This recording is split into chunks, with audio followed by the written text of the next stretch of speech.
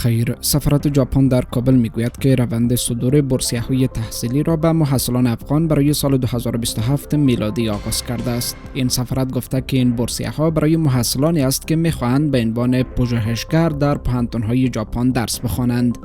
ریاست معارف ولایت لوگر میگوید که 5210 کودک مهاجر که تازه به کشور برگشتند در مکتب‌های این ولایت جذب شدند. رئیس معارف لوگر گفته که این شاگردان پس از اخذ امتحان تثبیت سویه از صنوف اول تا 12 در مکتب‌ها جذب شدند.